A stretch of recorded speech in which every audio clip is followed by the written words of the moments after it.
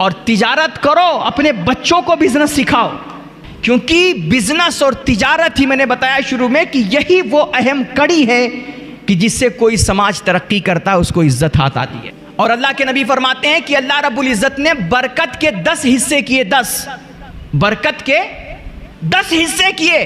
फरमाया उसमें से 9 हिस्से अल्लाह रब्बुल इज्जत ने सिर्फ बरकत के 9 हिस्से तिजारत में रखे हैं। हुजूर ने क्या कमाल का जुमला। आज हम लोग समझते हैं कि सिर्फ जो नमाज पढ़ने वाला है, जो तहज्जुद अदा करने वाला है, कुरान की तिलावत करने वाला है, नफल अदा करने वाला है, जो इबादतों में मगन रहता है, उसी को जन्नत मिलेगी। लेकिन मेरे नबी फरमाते हैं तुम लोग धंधा करो, तिजारत करो और हलाल कमाई कमाओ। फरमाते हैं तुम सच बोल करके अमानतदारी, ईमानदारी के साथ धंधा करो। मुझ मोहम्मद का वादा है कल क़यामत के दिन अल्लाह तुम्हें नबियों और शहीदों के साथ जन्नत में जगह नसीब फरमाएगा। आज हम लोग जब दीन की बात करते हैं, रसूलों पैगंबरों की बात करते हैं, औलिया सालिहीन और सहाबा की बात करते हैं, तो हमारे गुफ्तगू का महवर सिर्फ रोज़ा, नमाज, इबादत, नेकी, बस यहीं तक महदूद रहता है। लेकिन हकीकत में तिजारत वो अहम इबादत है, मैं कह रहा हूँ वो फरीज़ा है कि जिसे तमाम अंबिया और अल्लाह के पैगंबरों ने किया है।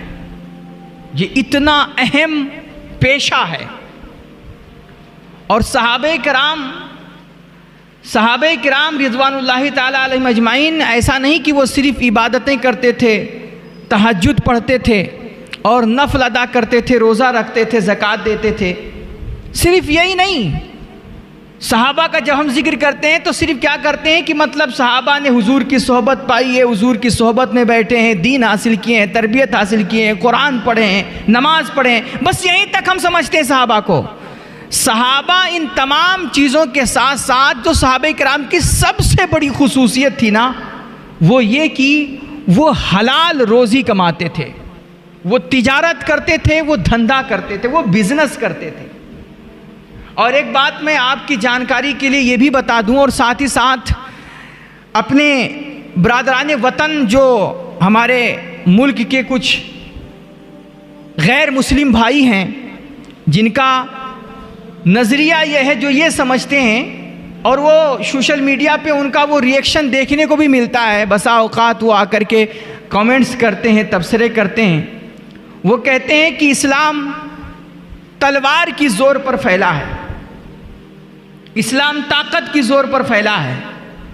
और वो कहते हैं कि ये हिंदुस्तान में बिलखुसूस जो इस्लाम फैला, वो कहते हैं कि तलवार के डर से इन्होंने शलवार पहनना शुरू किया। क्या कहते हैं कि यहाँ पर हिंदुस्तानियों ने पहले सब पूरा अखंड भारत जो था वो सब गैर मुस्लिम था, हिंदू थे, सब मूर्ति पूजा करते थे। लेकिन बाद में अरब के कुछ हमलावरों ने आकर के, मुजाहिदीन ने आकर के यहाँ पर जिहाद किया, जंग की, लड़ाई की और लोगों को डराया धमकाया। तलवार के डर से लोगों ने शलवार पहनना शुरू कर दिया, ऐसा लोग कहते हैं। मैं ऐसे अपने भाइयों को बताना चाहूँगा, मेरे भाई ये आपकी भूल है, आपको गलत पढ़ा दिया किसी ने। व्हाट्सएप यूनिवर्सिटी जो है ना, वो उसमें आपको गलत तालीम दे दी गई। आप हकीकत में अपनी हिस्ट्री पढ़ करके देखिए, हिंदुस्तान की तारीख पढ़ करके देखिए। और मैं अपने मुसलमान भाइयों से भी कहना चाहता हूँ, बिलखुसूस ये जो लोग समझते हैं कि आज पूरी दुनिया में जो इस्लाम का परचम लहरा रहा है, वो समझते हैं कि शायद उलमा की खिदमात की वजह से, मुफ्तियान किराम और ये जो मदरसे मस्जिद के ज़िम्मेदार हैं, इनकी वजह से ये इस्लाम का परचम फैला है। मैं इनकी खिदमात का इनकार नहीं कर रहा हूँ, यकीनन उलमाए किराम की बड़ी खिदमात हैं, बड़ी कुर्बानियाँ हैं। लेकिन आज जो दुनिया के गोशे गोशे में, चप्पे चप्पे में पूरी दुनिया में इस्लाम का परचम लहरा रहा है, उसकी वजह हमारी आपकी तकरीरें नहीं, हमारा आपका काल अल्लाह काल रसूल नहीं मस्जिद मदरसे में बैठ करके। इसकी सबसे बड़ी वजह इस्लाम के वो सच्चे मुसलमान ताजिर, अमानतदार ताजिर हैं कि जो हुजूर पाक की बारगाह में बैठ कर के उन्होंने तरबियत हासिल की, इस्लाम की बुलंद बाला तालीमात हासिल की, और वो तालीम और तरबियत ले कर के वो दुनिया के अलग अलग गोशों में, चप्पों में जा कर के उन्होंने बिजनेस की नीयत से, तिजारत की नीयत से दुनिया का दौरा शुरू किया, और जाकर के अलग अलग खित्तों से के लोगों से जब उन्होंने मुलाकात की, लोगों से उन्होंने मुआमला किया, तिजारत किया, तो जो गैर मुस्लिम दुनिया थी उन्होंने देखा कि ये मुसलमान जो अरब के ताजिर आते हैं, यार इनके अखलाक कितने प्यारे हैं, इनके किरदार कितने प्यारे हैं, इनकी बातों से कितनी मिठास छलकती है, और इनकी बातों में कितना खुशबू होती है, और इनके मामलात कितने साफ सुथरे होते हैं, लेन देन कितना क्लियर होता है। उन्हें ये सारे उनके अखलाक देखे ना, तो जो भी उनसे मिला वो उन्हीं का होकर के रह गया। तो हिंदुस्तान में और बाकी दुनिया में साहिली इलाकों पे जो इस्लाम का परचम लहरा रहा है, पूरी दुनिया में जो इस्लाम पहुंचा है, वो हमलावरों की वजह से नहीं, बल्कि सच्चे ईमानदार मुसलमान ताजिरों की वजह से इस्लाम पहुंचा है दूसरे मुल्कों में। और इसी वजह से ये तिजारत इतनी अहम कड़ी है दीन इस्लाम की। मेरे आका अलैहिस्सलातु तस्लीम ने तिजारत की अपनी हदीसों में, कुरान में जगह जगह फजीलत, अभी जो मैंने आपके सामने आयत करीमा पेश की है सूरह जुमा की, अल्लाह करीम इरशाद फरमा रहा है, या अय्युहल्लज़ीना आमनू इज़ा नूदिया लिस्सलाति मिन यौमिल जुमआ फस्आउ इला ज़िक्रिल्लाह। ईमान वालो, जब तुम जुमा की अजान सुनो, अजान सानी जो होती है, जब भी तुम जुमा की अजान सुनो तो जैसे तुम्हें अल्लाह के दरबार के लिए, अल्लाह की बारगाह के लिए पुकारा जाए, फौरन तुम अल्लाह की बारगाह की तरफ दौड़ पड़ो। और तुम उस वक्त जब अल्लाह की बारगाह के लिए तुम्हें आवाज़ दी जाए तो तुम उस वक्त अपना बिजनेस धंधा बंद कर दो। ये नहीं कि अभी कस्टमर निपटा लें, भीड़ लगी हुई है, इन सब को देख लें, उसके बाद जाएंगे नमाज पढ़ने के लिए, ऐसा नहीं। जब भी तुम्हें अल्लाह के घर के लिए पुकारा जाए, अल्लाह की बारगाह की तरफ बुलाया जाए, तो फौरन तुम अपना काम धंधा छोड़ो और अल्लाह की बारगाह की तरफ दौड़ पड़ो। और फिर फरमाया गया, अगर तुम इसको हकीकत में समझो तो इसी में तुम्हारे लिए भलाई है, इसी में तुम्हारे लिए खैर है। उसके बाद आगे फरमाया गया, फ़इज़ा क़ुदियतिस सलात फ़ंतशिरू फ़िल अर्द। और जब नमाज खत्म हो जाए, नमाज मुकम्मल हो जाए, तुम नमाज अदा कर लो जुमा की, तो तुम अल्लाह की धरती में फैल जाओ। किस लिए? वब्तगू मिन फ़ज़लिल्लाह।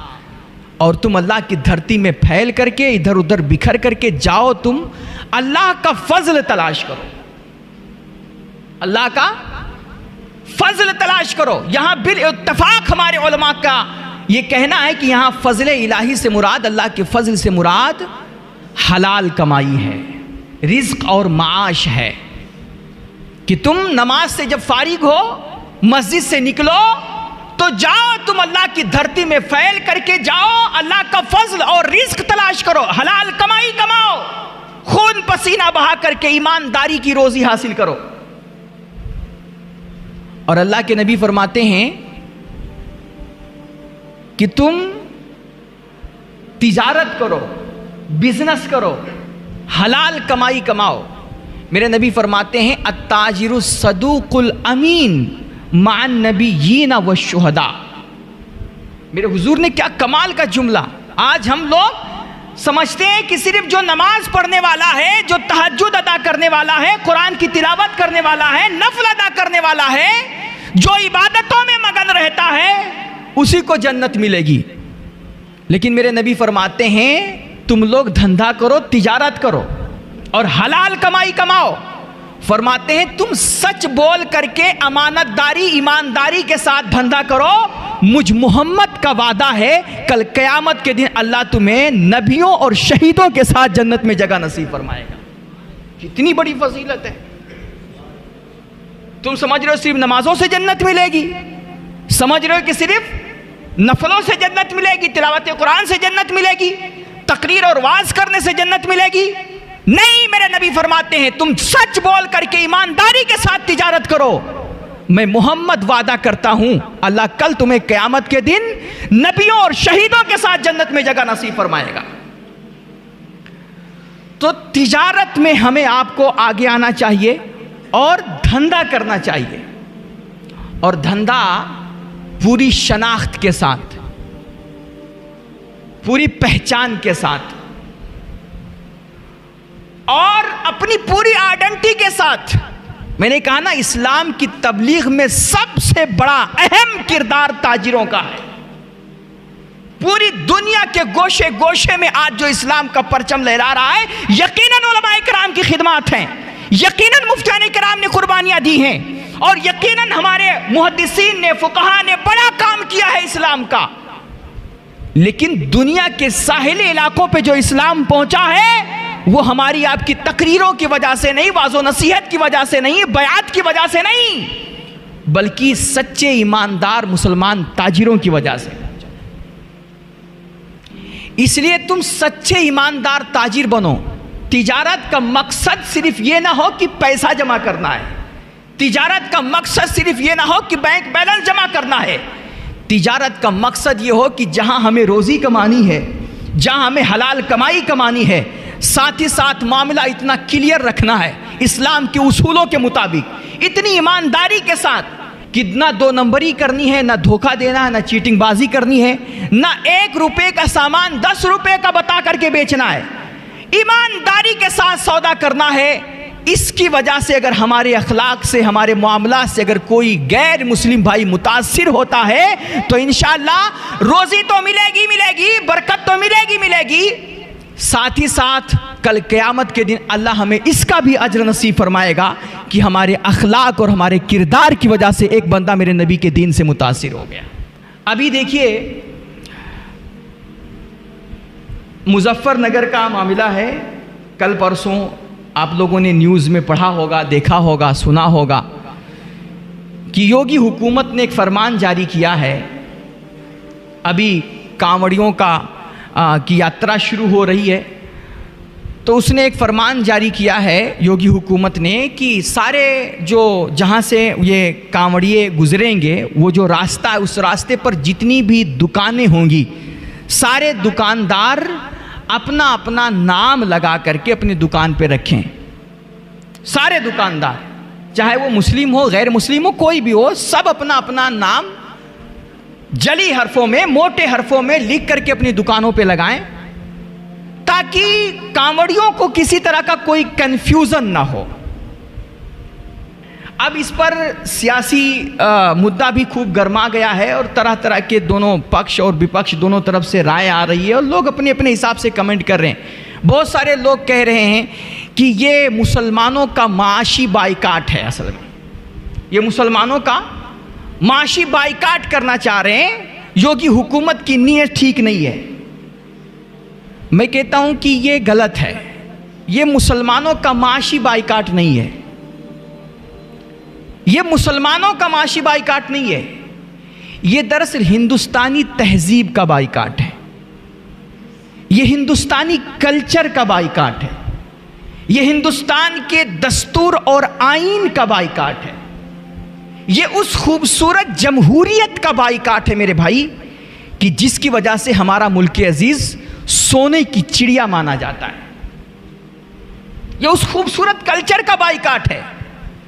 वरना आप देखिए कि गुज़श्ता साल जब यही कांवड़िए जब चले थे, अलग अलग जगहों से, मुसलमान इलाकों से तस्वीरें आती थी कि इन कांवड़ियों पे मुसलमान बाकायदा फूल बरसा रहे थे। मुसलमान सख्त गर्मी के दिनों में जगह जगह पानी पिला रहे थे इन कांवड़ियों को, उनको फल फ्रूट खिला रहे थे। उनका जहां भी ये कांवड़िए पहुंचते थे मुसलमान इलाकों में, तो मुसलमान बढ़ चढ़ करके इनका अच्छे से मोहब्बत के साथ इस्तेमाल करते थे। कई सारी ऐसी तस्वीरें आप उठा करके देख लीजिए, पड़ी हुई है खबरें। लेकिन जब इस तरह की बात की जाती है और जब भी कोई मामला आता है उसमें जब हिंदू मुस्लिम की बात की जाती है ना, तो कहीं ना कहीं हमारे मुल्क की इस खूबसूरती पे आंच आती है, भाईचारे पे फर्क पड़ता है। और हम ये नहीं कह रहे कि मुसलमान इस बार उन्होंने जो कहा है, ये फरमान जारी किया, मुसलमान अपना किरदार भूल जाएं, मुसलमान अखलाक भूल जाएं। मुसलमानों को इस साल भी बढ़ चढ़ करके, जैसे उन्होंने पहले किया था, अपना भाईचारा दिखाया था, मोहब्बत दिखाई थी, इस बार भी वो अपनी मोहब्बत पेश करें, बल्कि उससे ज्यादा करने की कोशिश करें। और मुसलमान करता है। और सिर्फ मुसलमान की बात नहीं कर रहा हूं, गैर मुस्लिम हमारा हिंदू भाई भी करता है। अभी देखिए मुहर्रम का त्यौहार गुजरा, मुहर्रम का त्यौहार है, ईद बकरीद है, कोई भी त्यौहार आता है ना, तो बहुत सारे गैर मुस्लिम हिंदू भाई जो अमन पसंद हैं, जो मुल्क की अखंडता को बाकी रखना चाहते हैं ना, वो इन नफरती चिंटियों के बहकावे में नहीं आते। वो बाकायदा मुसलमान की त्योहारों में शरीक होते हैं। हम अपने गांव की बात बता रहे हैं, हमारे गांव में अब भी बाकायदा हिंदू गैर मुस्लिम जो भाई हैं वो ताजिया रखते हैं। और हमारे गांव में सबसे पहले ताजिया गैर मुस्लिम के यहाँ से, उस हिंदू के यहाँ से ही उठता है। पहले उनके यहाँ से ताजिया उठेगा, फिर मुसलमान चबूतरों से ताजिया उठेगा। और इसी तरह उनके यहाँ भी बहुत सारे त्यौहार होते हैं, गुड़िया पीटना होता है, होली होती है, और ना जाने कैसे त्यौहार होते हैं। उसमें हम उनके मजहबी रसूमात की शिरकत की बात नहीं कर रहे हैं, लेकिन जो आम तौर पे भाईचारा का मामला होता है, एक दूसरे के साथ मोहब्बत का मामला होता है, उसमें मुसलमान भी शरीक होते हैं और गैर मुस्लिम भी शरीक होते हैं, हिंदू भी शरीक होते हैं। और जब गुज़श्ता साल मुसलमानों ने अपने अपने इलाकों में कांवड़ियों का इस्तकबाल किया था, उन्हें पानी पिलाया, शरबत पिलाया, फल फ्रूट दिया, उन पे फूलों की बरसात की, तो बाकायदा हिंदू भाइयों ने वो जो कांवड़ यात्रा थे, कांवड़ी लोग थे, वो लोग भी बाकायदा वो सारी चीजें ले रहे थे, पानी भी पी रहे थे, शरबत, उनको कोई एतराज नहीं था। लेकिन अब हुकूमत को ये खूबसूरती, ये भाईचारा बर्दाश्त, हजम नहीं हो रहा है।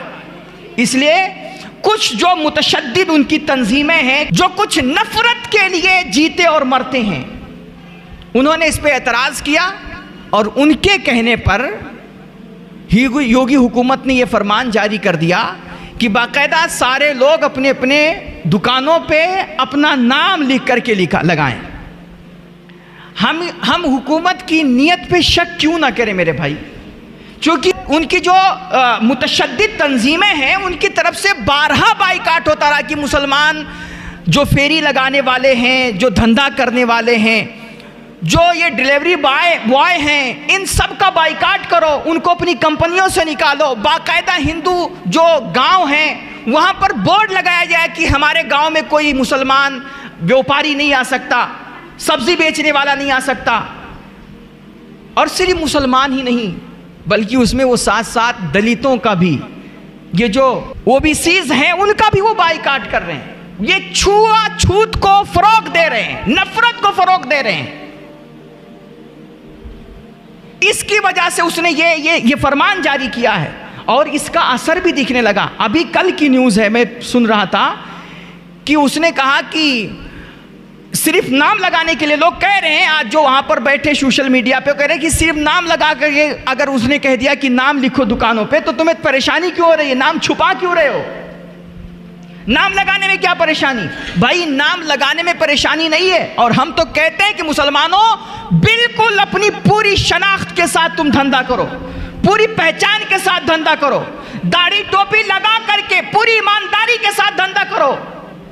अपनी शनाख्त छुपाने की जरूरत नहीं है, पूरी पहचान के साथ तुम धंधा करो। भाई पहचान बताने, नाम बताने से दिक्कत नहीं है, दिक्कत यह है कि यहां हुकूमत की नीयत ठीक नहीं है। और इसी वजह से जैसे हुकूमत की तरफ से यह फरमान आया कि भाई सब लोग अपना अपना नाम बताएं और अपनी अपनी दुकानों पे नाम लिखें, उसका असर यह हुआ कि मुजफ्फरनगर की प्रशासन ने जा करके बाकायदा दुकान वालों को, ढाबे वालों को, रेस्टोरेंट वालों को कहना शुरू किया कि सिर्फ नाम लिखने से काम नहीं चलेगा, बल्कि जो गैर मुस्लिम दुकानदार थे उनसे जाकर के कहा अगर तुम्हारे यहाँ कोई मुसलमान वर्कर है, काम करने वाला मुसलमान लड़का है, तो उसको निकालो अपनी दुकानों से। और 3 मुसलमानों को, कल 3 लड़के थे एक ढाबे से, 3 मुसलमान वर्कर को निकाल दिया गया। जबकि ढाबे वाले का कहना है कि हमारे ये जो मुसलमान वर्कर थे, लड़के थे, ये बाकायदा कावड़ियों का इस्तकबाल करते थे, उनकी इज्जत करते थे, उनकी खिदमत करते थे। लेकिन प्रशासन का ये जोर पड़ा, दबाव पड़ा कि नहीं, इनको निकालो, इनको नौकरियों से बेदखल करो। उनको निकाल दिया गया। तो उसकी नीयत ठीक नहीं है। इस वजह से बहरहाल जो हुकूमत की तरफ से यह फरमान आया है, हम उसकी मजम्मत करते हैं, और जो भी इंसाफ पसंद हिंदू है वो मजम्मत कर रहा है, करने वाले कर रहे हैं। लेकिन फिर भी मैं मुसलमानों से कहूंगा, मेरे भाइयों, तुम ईमानदारी के साथ धंधा करो। और नाम लिखने की क्या बात, तुम नाम भी लिखो, दाढ़ी टोपी लगा करके धंधा करो, पूरी शनाख्त के साथ धंधा करो, और धंधा ईमानदारी के साथ, सफाई सुथराई के साथ। तुम्हारे जो माल हो, तुम्हारे जो प्रोडक्ट हो, वो बिल्कुल साफ सुथरे होने चाहिए।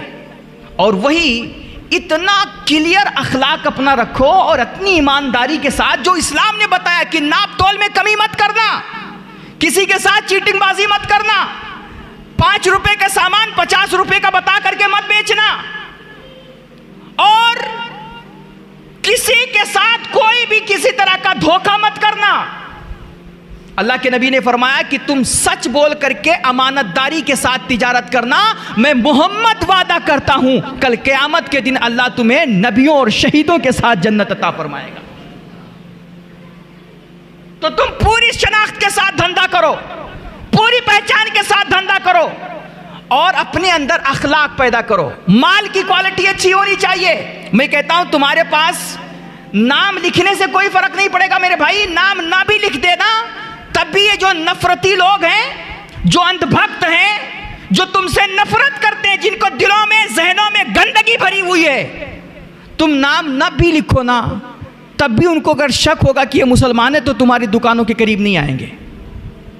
नाम ना भी लिखो तो नहीं आएंगे, क्योंकि उनके दिल में गंदगी भरी हुई है, नफरत भरी हुई है। लेकिन जो अमन पसंद हिंदू है, जो मुल्क की खूबसूरती को बिगाड़ना नहीं चाह रहा, जो जमहूरियत को बाकी रखना चाह रहा है, तुम नाम लिखो या ना लिखो, अगर तुम्हारे पास माल की क्वालिटी है, तुम्हारे पास ईमानदारी है, तुम्हारे अंदर अखलाक है, तुम्हारी बोलों में मिठास है, तो चाहे मुस्लिम हो या गैर मुस्लिम, हर कोई तुम्हारी दुकान पे आएगा। इसलिए मुसलमानों, तुम बिल्कुल अपनी पूरी शनाख्त के साथ, नाम लिखने से मत घबराओ, उसकी जो नियत है रहे दुश्मन की नियत। और ये सोशल बाइकाट सिर्फ तुम्हारा आज कोई थोड़ी ना हुआ है, मुसलमानों का बाइकाट ये मेरे हुजूर के दौर में भी हुआ था। 3 साल तक मेरे हुजूर को शिया अबी तालिब में कैद रखा गया था, मुसलमानों को कैद रखा गया था। लेकिन क्या मुसलमान मर गए थे? क्या इस्लाम मिट गया? मुश्किलात आई थी, तकलीफें थोड़ी बर्दाश्त की थी, लेकिन मेरे भाई, अगर तुम्हारे मामलात ठीक हैं और तुम ईमानदार हो, तो फिर तुम्हें कोई मिटा नहीं पाएगा। तुम्हें जितना दबाने की कोशिश की जाएगी, इंशाअल्लाह अल्लाह तुम्हें उतनी तरक्की देगा। बस तुम अपने मामलात क्लियर कर लो, ईमानदारी ले आओ, झूठ बोलना छोड़ दो, धोखा देना छोड़ दो, सच्चाई अपने अंदर पैदा करो और तिजारत करो। अपने बच्चों को बिजनेस सिखाओ, अपने बच्चों को बिजनेस सिखाओ, क्योंकि बिजनेस और तिजारत ही, मैंने बताया शुरू में कि यही वो अहम कड़ी है कि जिससे कोई समाज तरक्की करता है, उसको इज्जत हाथ आती है। मेरे नबी अलैहिस्सलातु तस्लीम की कई एक हदीसें और कई एक वाक़यात हैं। मैंने आपको इससे पहले सुनाया था कि एक बंदा आया था मेरे हुजूर की बारगाह में, उसने कहा, या रसूलल्लाह, मैं मुहताज हो गया हूँ, घर में फाका पड़ रहा है, कुछ हमारी मदद कीजिए। वो भीख मांगने आया था। मेरे हुजूर ने उसको बिजनेस अता किया और कहा, जाओ तुम लकड़ियाँ काटो और 15 दिन तक लकड़ियाँ काट काट करके बेचो, 15 दिन तक मुझे नजर मत आना।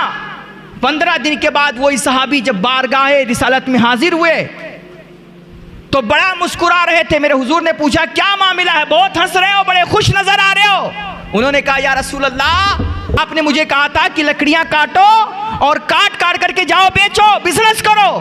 या रसूल अल्लाह, मैंने 15 दिन तक ये मेहनत की है, लकड़ियाँ काट काट करके बेची हैं। मैं आपके पास पहले आया था तो मेरे पास कुछ भी नहीं था, खाने के लिए अनाज भी नहीं था, मैं घर में फाके पड़ रहे थे। मगर या रसूल अल्लाह 15 दिन सिर्फ मैंने मेहनत की है, उसकी बरकत से अल्हम्दुलिल्लाह मेरे घर में राशन भी हो गया है, बाल बच्चों के कपड़े भी आ गए हैं, मेरे भी कपड़े आ गए हैं। और फिर उसने जेब से 10 दिरहम निकाले और खुशी से अल्लाह के रसूल की बारगाह में पेश किया और कहा, या रसूल अल्लाह, ये 10 दिरहम मेरी तरफ से अल्लाह की बारगाह में कबूल फरमा ले, अल्लाह की राह में कबूल फरमा ले। सिर्फ 10 दिन, 15 दिन उसने बिजनेस की और नतीजा यह हुआ कि जो पहले भीख मांगने आया था, जो मांगने आया था, अब वो देने वाला बन गया। जो मांगने आया था वो देने वाला बन गया। और अल्लाह के नबी फरमाते हैं कि अल्लाह रब्बुल इज्जत ने बरकत के 10 हिस्से किए, 10 बरकत के 10 हिस्से किए। फरमाया उसमें से 9 हिस्से अल्लाह रब्बुल इज्जत ने सिर्फ बरकत के 9 हिस्से तिजारत में रखे हैं और 1 हिस्सा मवेशियों में, जानवरों की पालन पोषण में रखा। बरकत के 9 हिस्से, तनहा 9 हिस्से अल्लाह रब्बुल इज्जत ने बिजनेस में रखा है। आज हमारे यहाँ रोज़ों के ताल्लुक से, नमाज के ताल्लुक से और तमाम इबादतों की फजीलत के ताल्लुक से, अहमियत के ताल्लुक से गुफ्तगू होती है, लेकिन अफसोस हमारी समाज का यह भी है कि हम मुसलमानों को आज बिजनेस और धंधे की फजीलत नहीं बताते। इसलिए ईमानदारी के साथ धंधा करो, बिजनेस करो। कोई भी धंधा छोटा नहीं होता मेरे भाई। रेढ़ी लगाओ, इंशाअल्लाह आज रेढ़ी लगा रहे हो, कल तुम्हारे पास शोरूम होगा। अल्लाह तुम सबको खैर से नवाजे, बरकतों से नवाजे और हमारी ये गुफ्तगू अपनी बारगाह में कबूल फरमाए।